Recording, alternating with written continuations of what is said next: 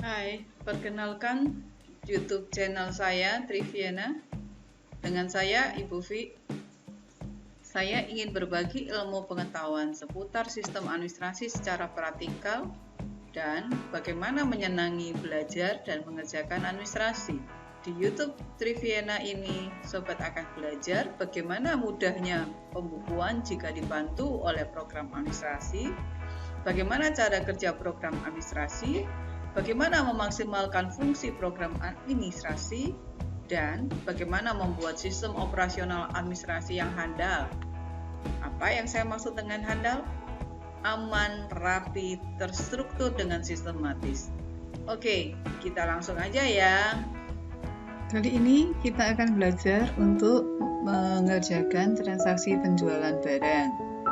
Kita akan belajar seperti apakah transaksi penjualan barang ya. Kita akan membedahnya dengan didukung oleh software akuntansi program Emisoft. Yuk kita simak ya. Tentang menu transaksinya pelanggan ya, kita akan bedakan. Program Emisoft sangat teratur, dibedakan master, transaksi, laporan, utilitas, dan keluar dari program maksudnya ya. Jadi kita akan belajar tentang menu transaksinya pelanggan. Oke, tentang pembelian ini tidak perlu, kita tutup. Dan untuk mutasi dan jurnal kita tutup. Oke, paham ya? Jadi segala sesuatu yang berhubungan dengan pelanggan ada 7 poin ini transaksinya ya. Mulai dari order penjualan barang, penjualan barang tunai, retur penjualan, pelunasan piutang, nota debit piutang, nota kredit piutang. Yuk kita akan belajar tentang order penjualan barang itu apa.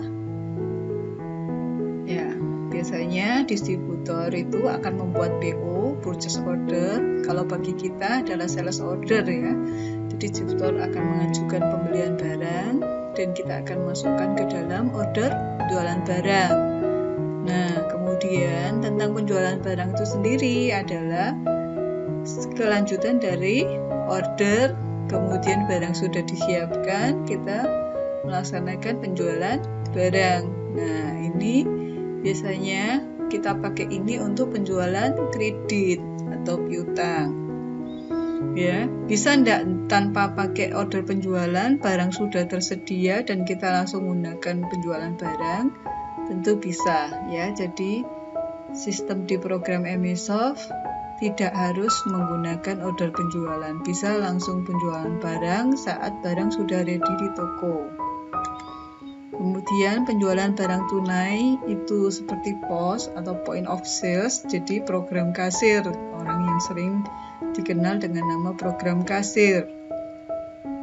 Nah, selanjutnya nanti retur penjualan. Kita tidak membahas retur penjualan, tapi intinya retur penjualan adalah aplikasi dari penjualan barang yang diretur ya. Ini untuk pelayanan purna jual. Selanjutnya, kita akan mempelajari tentang bahwa sales order itu digunakan untuk sistem yang ada penyimpanan barangnya di gudang. Jadi tidak langsung toko ya. Jadi ada gudang, ada salesnya yang menjual. Nah, gudang terpisah dengan divisi sales. Biasanya kita pakai transaksi order penjualan. Berbeda dengan sistem sales yang langsung jualan. Itu nanti kita akan langsung dengan transaksi penjualan. Oke, kita bicara transaksi order penjualan. Nanti menunya seperti ini ya, ada transaksi order penjualan. Jadi dibedakan seperti ini. Menunya dibikin mirip, namun ada perbedaan ya. Kita coba, ini ada catatannya. Transaksi order penjualan adalah catatan permintaan pelanggan dan belum memotong stok.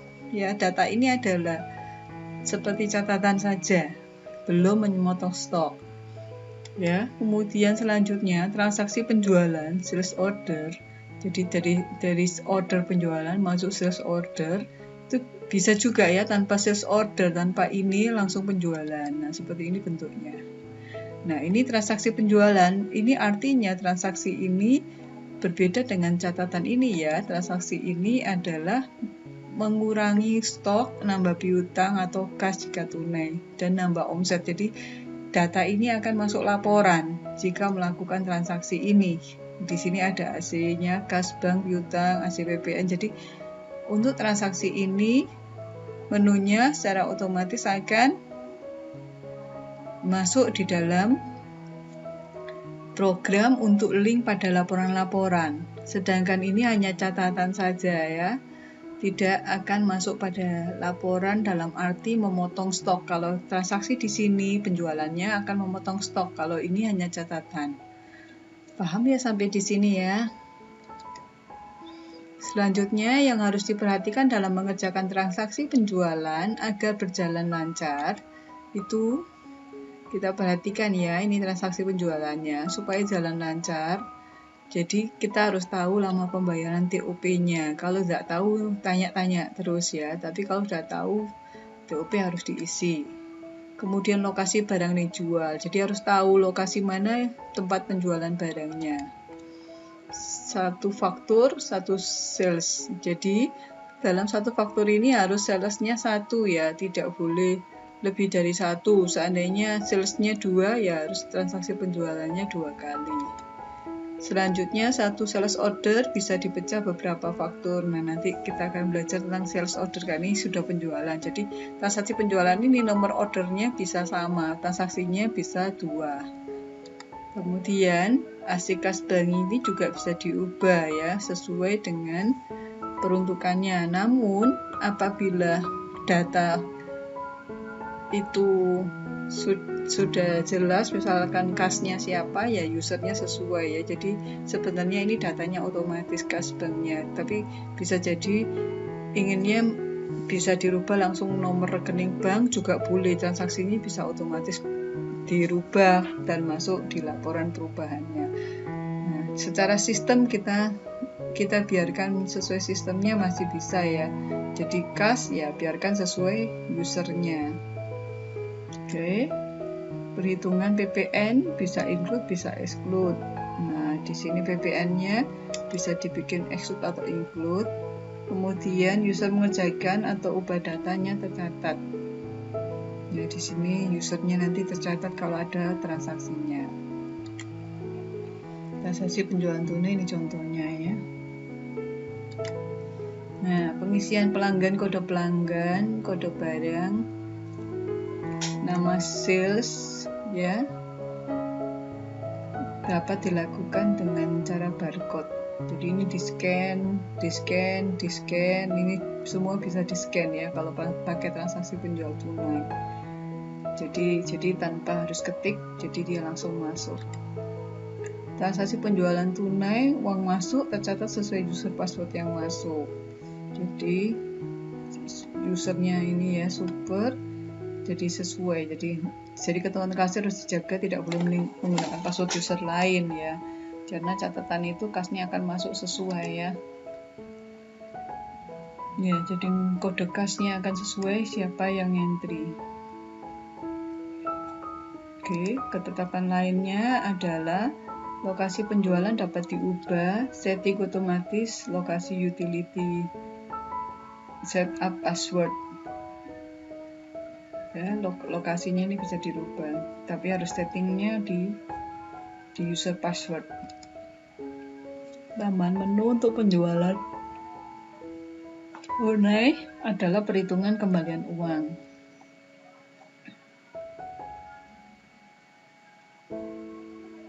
Jadi di sini ada pembayarannya, bisa menggunakan voucher, jadi vouchernya bisa berkurang di sini ya. Terus kemudian ada kembalian bisa muncul. Ini perbedaannya, kalau transaksi penjualan tunai akan dihitungkan harus mengembalikan uang berapa.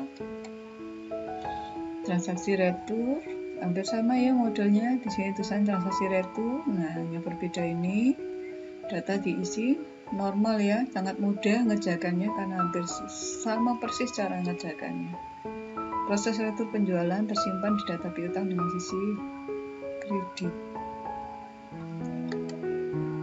Retur penjualan dapat berfungsi sebagai pemotong nota penjualan tagihan yang baru. Proses pelunasan baik retu jual maupun penjualan dilakukan pada transaksi pelunasan piutang. Jadi transaksi ini nanti harus diproses untuk membereskannya di pelunasan piutang ya. Karena akan kesimpan di AC piutang ini ya. Kalau transaksi retur penjualan lebih baik tidak dirubah, tapi dilakukan pelunasan. Biarkan program otomatis chart account-nya sesuai ya, akun yang dicantolkan ini sesuai, yaitu akun piutang. Nah, kita akan bicara lanjut tentang penjualan barang. Jika video ini bermanfaat, boleh dong subscribe, like, dan komen ya. Oke, kita bahas lebih lanjut ya tentang penjualan barang. Apa saja yang menyebabkan nota penjualan tidak lancar saat tidak dilakukan proses transaksi? Yang pertama, jika ada pelanggan baru. Kedua, jika limit kredit dan TOP (term of payment)-nya melebihi yang ditetapkan. Jika salesnya baru. Kemudian jika nama barangnya baru. Jika harga jualnya tidak sesuai dengan yang ditetapkan. Nah, ini akan menyebabkan pembuatan nota penjualan tidak lancar. Oleh karena itu, manajemen harus menyiapkan prosedurnya ya. Untuk hal ini dikerjakan terlebih dahulu agar nota penjualannya bisa berjalan dengan lancar dan sangat mudah. Oke, kita lihat ya, kita perhatikan apa aja yang harus jadi perhatian. Nah, sediaan barangnya pastikan ada, pelanggannya ada, salesman-nya, dan akunnya, sehingga transaksi penjualan nanti bisa dikerjakan dengan mudah. Oke, kita mesti tetapkan alur prosedur penjualan ya. Prosedur penjualan, data pelanggan. Jika yang order penjualan itu pelanggannya baru, harus buat form data pelanggan. Kemudian form pelanggan itu harus bisa dipertanggungjawabkan limit kreditnya, TOP-nya, dan golongan harganya. Buatlah data pelanggan pada master pelanggan ya ketika ini sudah siap. Master pelanggan yang sudah diisi sesuai biodata pelanggan itu harus dicek. Setelah dicek, ditutup dengan status lama. Tujuannya supaya tidak mudah diganti-ganti, menghindari keisengan atau kesengajaan untuk melakukan kecurangan. Ya. Misalkan pelanggan itu hanya dikasih fasilitas limit oleh pimpinan 2 juta. Tidak tahunya pelanggan melebihi limit, belanja sampai 10 juta. Nah, sedangkan pelanggan itu tidak kredibel. Ya, tentu potensi kerugian perusahaan untuk bad piutang lebih besar ya, dari 2 juta menjadi 10 juta. Nah, ini harus hati-hatinya di sana. Kemudian prosedur penjualan. Barang itu harus memenuhi kriteria ini, bahwa barang sudah diorder oleh kita kepada supplier. Kemudian harus sudah memenuhi kriterianya, sudah kode barangnya sudah di-entry di master sediaan, barangnya sudah masuk di gudang, barangnya sudah diproses siap jual dan berada di toko jika gudang dan tokonya berbeda lokasi ya. Jadi harus ada transfer gudang. Baru kita bisa melakukan penjualan. Nah, kalau penjualan dan master barang hubungannya bagaimana? Ya, kita cek. Nah, seperti ini. Yang pertama kita bicara tentang harga. Jadi dalam penjualan master barang harus dipastikan ada harganya supaya proses penjualannya bisa berjalan lancar. Nah, ini ada harga eceran terendahnya ya. Nah, tujuannya apa? Harga eceran terendah ini adalah untuk kuncian buat user yang bagian entry, bahwa jika dia memasukkan harga lebih rendah dari harga eceran terendah ini tidak bisa. Karena asumsinya kebijakan perusahaan adalah harga eceran terendah ini adalah minimal yang boleh dijual. Jadi kalau di bawahnya artinya rugi. Apakah kalau seandainya memang rencananya dijual rugi? Tidak boleh, tentu saja boleh. Nah, namun perlu authorized ya, perlu ACC dari level yang punya kewenangan. Jadi masih bisa dikerjakan, namun harus ada password untuk authorized-nya. Oke. Selanjutnya yang perlu diperhatikan di sini.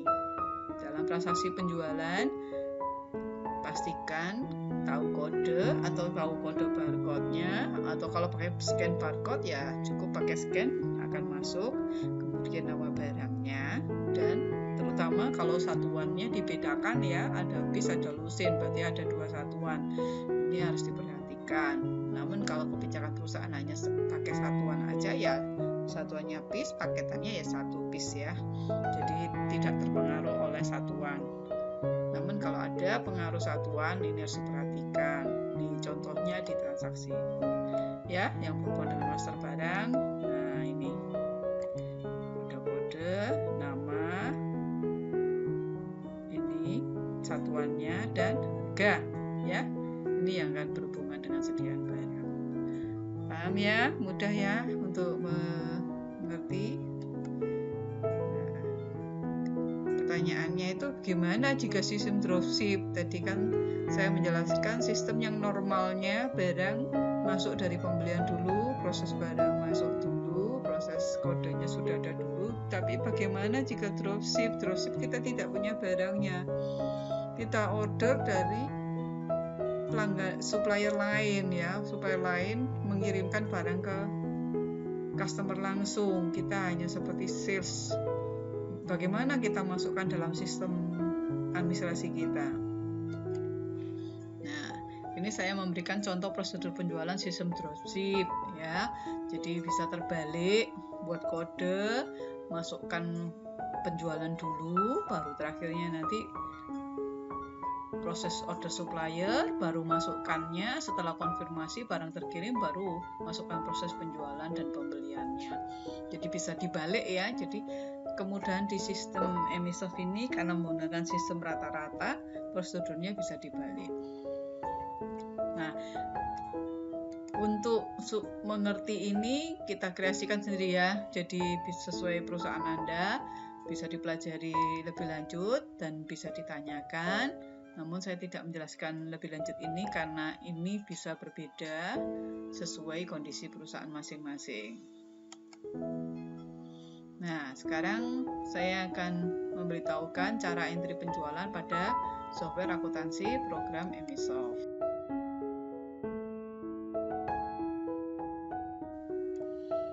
Kita belajar untuk memasukkan nota penjualan ya. Kita akan belajar step by step nota penjualan. Namun ini saya asumsikan nota order dulu ya. Jadi konsepnya ini nota order, baru dibikinkan penjualan. Bagaimana cara memasukkan nota tersebut di dalam program? Kalau nota order, sales order, kita masukkan di sini dulu ya. Oke, kita masukkan dulu. Kita bikin baru ya. Kita cek ya dulu ntar. Nah, ini tanggal 25 April. Kita masukkan 25 April. Oke, lokasinya 03 ya. Ini lokasinya, pelanggannya. Cek ya. Pelanggannya atas nama Budi. Jadi itu kalau nggak hafal bisa ya ini tulisannya Bu dan petanya. Nah, sudah ada salesnya juga bisa tanda tanya. Kalau kita nggak tahu, kita pilih nama salesnya. Oke, keterangan bisa diisi keterangan jika dikirim ya, dikirim by ekspedisi.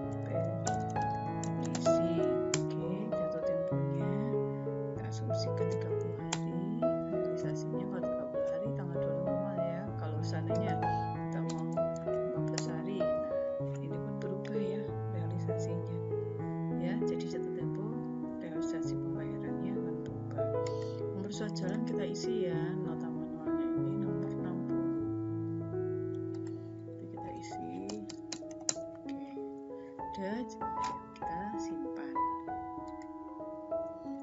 kita karena tidak hafal kodenya, kita tulis masker. Misalkan nggak usah lengkap juga bisa ya. Nah, masker kain yang warna biru. Berapakah warna biru? Biru 10, hitam 10, merah 5 ya. Oke, kita masukkan 10 dengan harga 4.000. Masker hitam 10.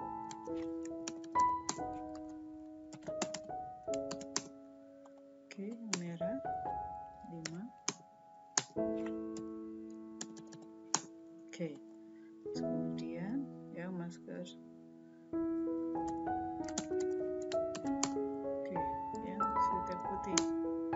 Ya, sweater putih berapa ini? Kita lihat keterangannya.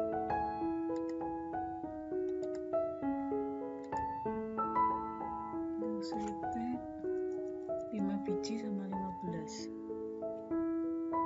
Oke, kita masukkan.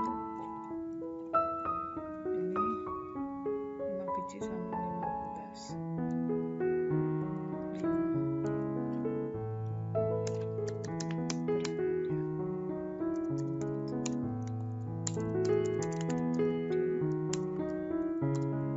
Kita take down ya kalau mau nambah.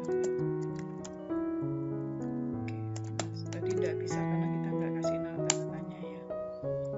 Masker putih.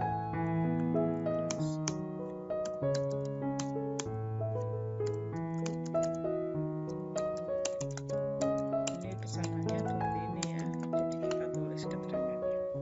Oke, kita simpan. Nah, order penjualan sudah terjadi, kemudian kan barang disiapkan oleh gudang. Nah, kalau mau disiapkan oleh gudang, ini bisa kita cetak ya, cetak faktur. Nah, setelah cetak kita serahkan datanya ke bagian gudang. Setelah bagian gudang menyiapkan, kita baru melakukan proses penjualan barang. Kita bikin baru, asumsi tanggal 25 bulan 4 tadi ya. Ini nomor faktur otomatis ya. Lokasi tadi 103 kita hafal, kita tulis. Kalau tidak hafal boleh tanda tanya. Pelanggan juga kalau nggak hafal ya boleh begini ya. Kalau hafal tulis nomor ordernya. Nah, kita cari tahu ya tanda tanya. Nah, ini ada satu orderan ya pelanggan, jadi dia akan muncul. Kalau ada 2 atau 3 juga bisa muncul 2 atau 3 ya. Nah, kita ambil orderan yang ini. Nah, otomatis kita simpan ya. Ini tadi termasuk exclude apa? Exclude ya, kita nggak kenakan PPN, tapi jadi kita ini 0, nggak dikasih, tapi yang kita jual exclude PPN. Kita tanda tanya saja langsung ya. Nah, tanda tanya langsung, ini langsung muncul yang orderan yang dari sales order tadi ya, dari order penjualan muncul semua. Nah, sekarang di sini ada order dan ada penjualannya. Nah, misalkan biru dipenuhi 10, kita masukkan. Kita tanda tanya lagi, yang hitam dipenuhi 10, kita tanya lagi. Mudah sekali ya, yang merah dipenuhi 5 ya. Oke, kita coba dulu. Dan yang tadi yang putih menyusul, jadi nota transaksi penjualan bisa manggil nota order beberapa kali, jadi pengiriman bisa sampai 2 kali. Nah, ini kita anggap order sampai di sini, kita simpan. Yang switeknya menyusul ya, anggap aja barangnya belum nyampe, nanti kita bisa bikin lagi nota order yang baru. Nah, kemudian di sini nanti dicetak faktur ya, bisa, atau cetak surat jalan. Kalau cetak surat jalan artinya kalau kita melakukan cetak surat jalan yang dia pilihan yes besar atau no itu cetak kecil, cancel batal ya. Jadi cetaknya itu bisa bentuk besar, itu artinya adalah 1 kali A4. Kalau cetak kecil itu 1/4-nya A4 ya, jadi lebih separuh segini ya, 1/4-nya, jadi cetaknya lebih kecil. Oke, kita cancel ya karena kita di sini tidak proses cetak. Nah, kalau surat jalan bedanya harganya tidak tercantum, kalau faktur itu akan mencantumkan harga. Oke, paham ya sampai di sini? transaksi penjualan. Oke.